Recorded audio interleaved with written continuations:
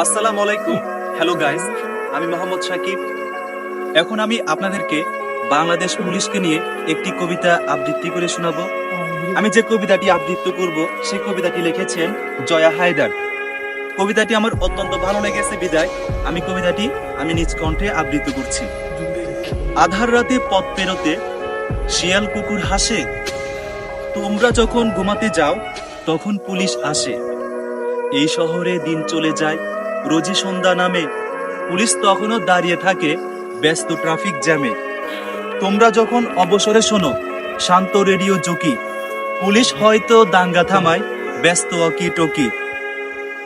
তোমাদের ভাই মরেছে যখন সবাই কেঁদেছ খুব, পুলিশ যখন মরেছে তখন তামাম জনতার চোখ। অথচ পুলিশ দাঙ্গায় লড়ে তোমাকে বাঁচাতে রোজ, তুমি বিপ্লবী অধরে ঘুমাও, রাখো না তাদের খোঁজ।